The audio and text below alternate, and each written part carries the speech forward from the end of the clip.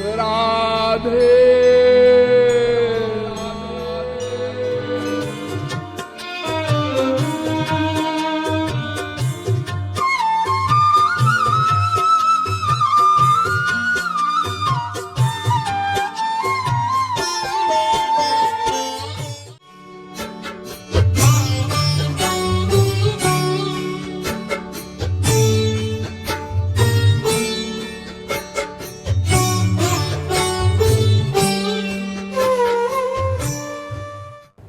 अब हमारे सामने प्रश्न आता है कि भगवान किस प्रकार से संसार में आते हैं, उनका जन्म किस प्रकार का होता है। अध्यात्म रामायण में कहा गया, आविरासी जगन्नाथः परमात्मा सनातनः। भगवान प्रकट हुए। रामायण भी कहती है, भय प्रकट कृपाला दीन दयाला, देवक्याम देवरूपिण्याम विष्णु सर्वगुहाशयः, आविरासीद यथा प्राच्याम दिशीन्दुरिव पुष्कलः। भागवत के 10वें स्कंध के 3 अध्याय का 8वां श्लोक। यानी भगवान प्रकट हुए।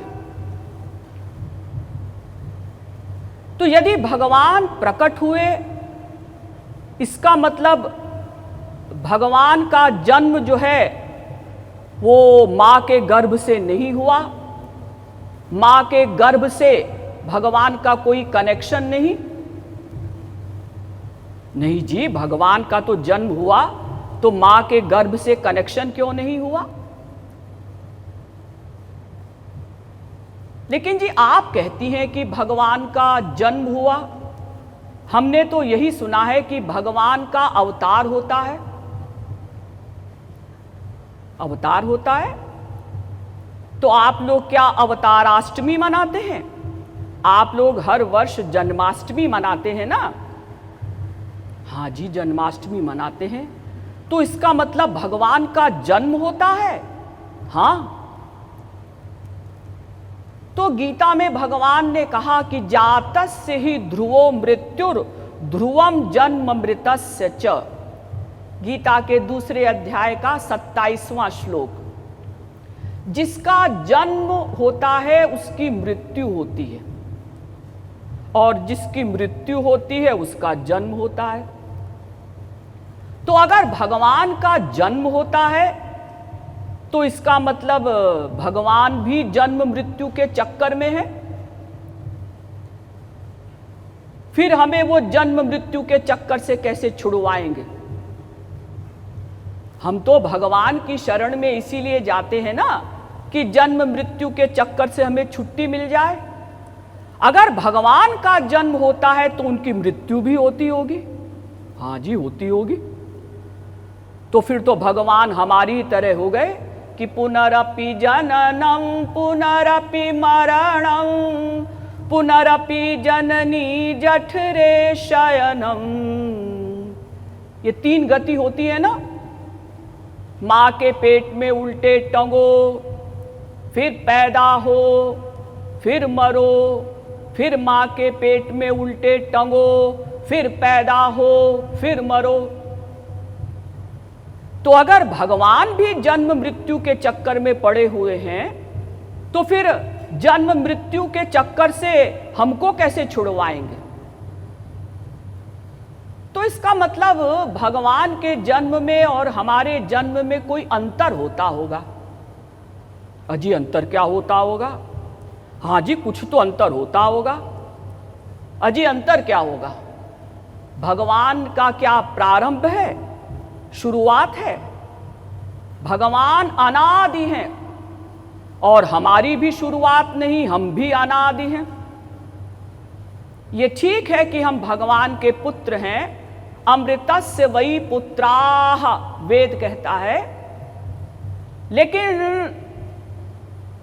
भगवान भी सदा से और हम भी सदा से। यद्यपि हम भगवान के पुत्र हैं लेकिन बाप और बेटे की उम्र बराबर है। अजी संसार में तो ऐसा नहीं होता कि बाप और बेटे की उम्र बराबर हो। हाँ, संसार में नहीं होता, लेकिन भगवान के यहां होता है। हम भगवान के पुत्र हैं, लेकिन हम भी सदा से अनादि और भगवान भी अनादि। भगवान सीनियरिटी का एडवांटेज नहीं उठा सकते। जैसे संसार में कोई भी बाप, उसका बेटा कितना ही काबिल हो, लेकिन वो यही कहता है, बेटा तुम क्या बक बक करते हो, तुम जानते हो कि जितनी तुम्हारी उम्र है ना, पढ़ाई के बाद उतना हमारा एक्सपीरियंस है। तो भगवान भी अनादि और हम भी अनादि। ज्ञाज्ञौ द्वावजा वीशनीशावजा ह्येका भोक्तृभोग्यार्थ युक्ता अनंतश्चात्मा विश्वरूपो ह्यकर्ता त्रयं यदा विन्दते ब्रह्ममेतत्।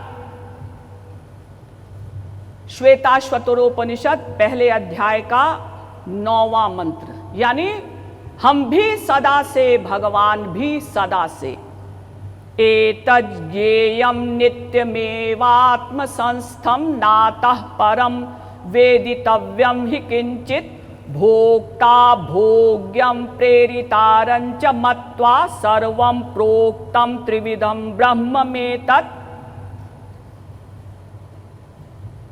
श्वेताश्वतरोपनिषद पहले अध्याय का 12वां मंत्र।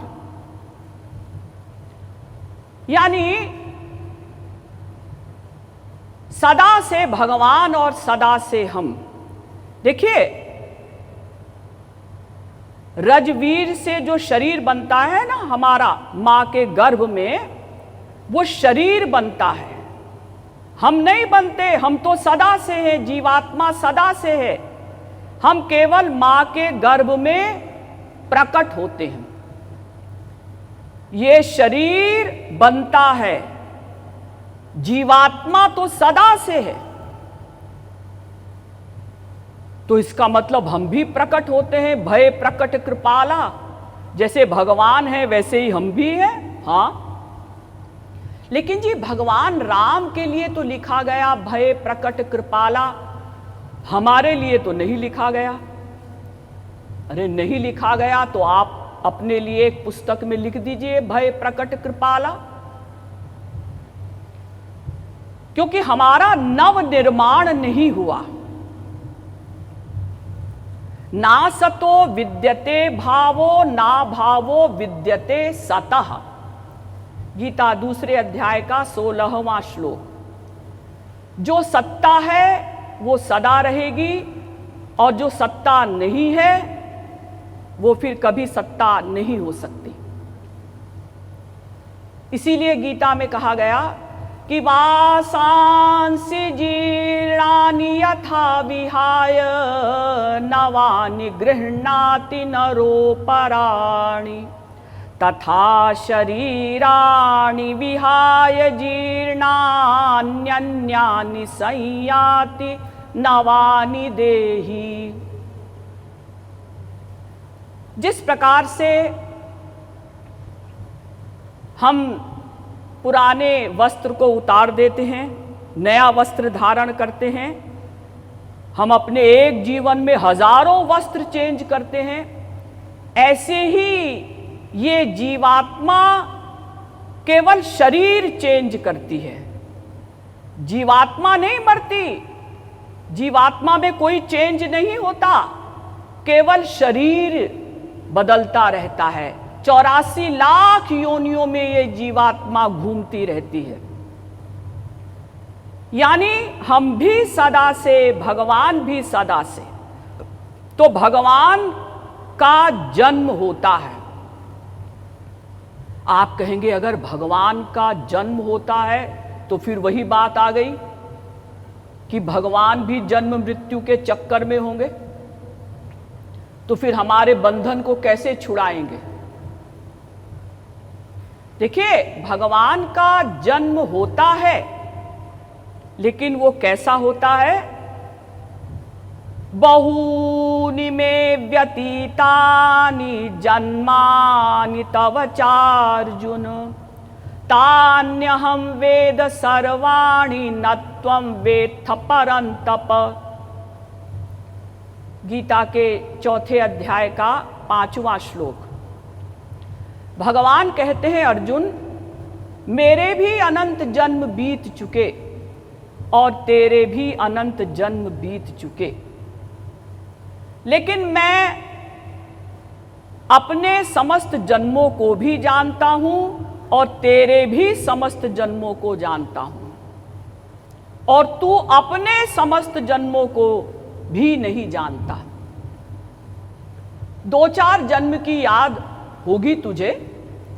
बहुत से बच्चे ऐसे होते हैं जिन्हें पूर्व जन्म की याद रहती है, लेकिन अनंत जन्मों की याद किसी को नहीं रह सकती।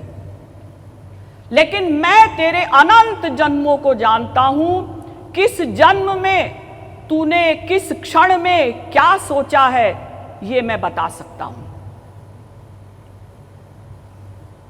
तो आप कहेंगे कि इससे तो ये सिद्ध हुआ कि भगवान सर्वज्ञ हैं।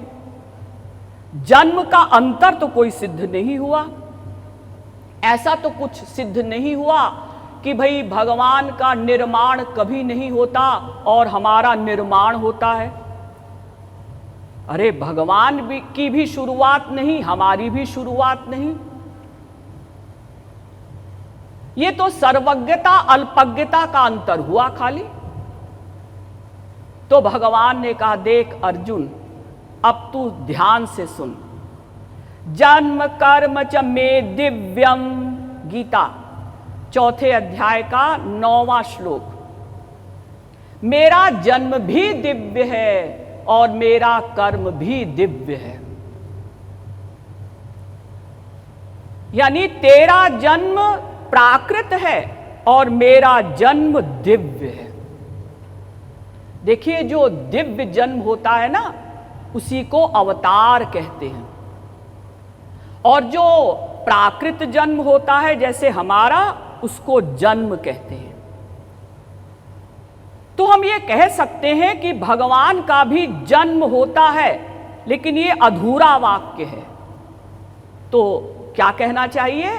भगवान का दिव्य जन्म होता है और हम लोगों का, बोलिए या तो कि जन्म होता है, और या बोलिए प्राकृत जन्म होता है।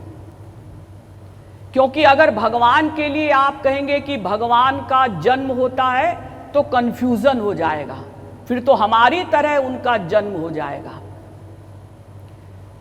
यानी भगवान मां के पेट में उल्टे नहीं टंगते। जैसे हम लोग मां के पेट में 9 महीने शीर्षासन करते हुए उल्टे टंगे रहते हैं ना, गर्भाशय में, गंदगी में, ऐसे भगवान नहीं टंगते। आप लोग कहेंगे, लेकिन दीदी, हमने तो सुना है कि कौशल्या जी का भी पेट बढ़ा, देवकी का भी पेट बढ़ा, और जो जो लक्षण गर्भिणी के होते हैं वो उनको हुए, उल्टी आना इत्यादि।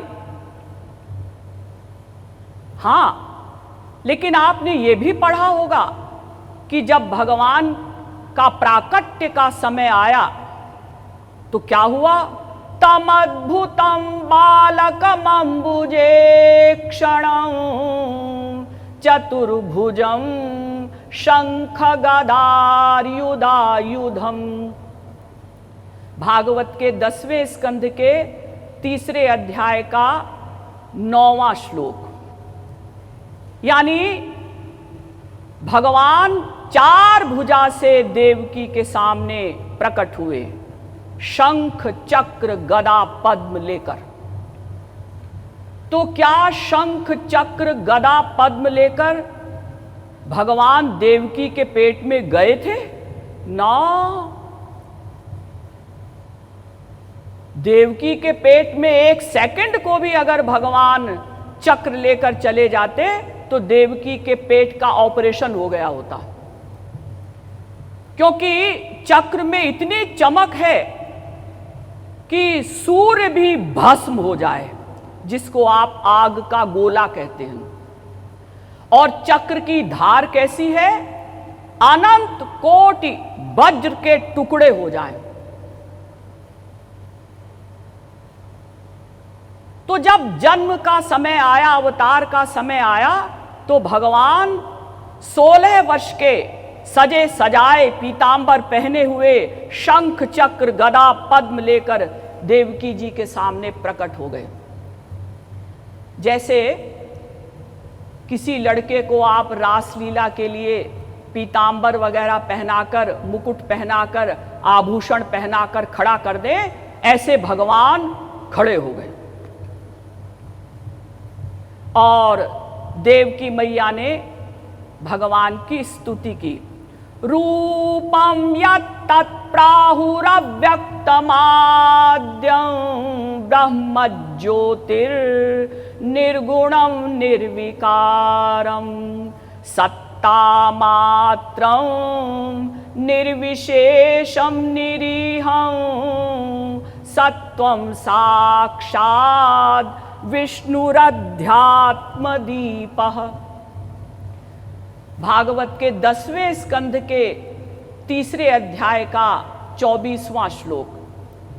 हे प्रभो, आपके जिस रूप को वेदों ने निर्गुण, निर्विशेष, निराकार, अव्यक्त कहा है, वही बुद्धि आदि के प्रकाशक आप स्वयं भगवान विष्णु हैं।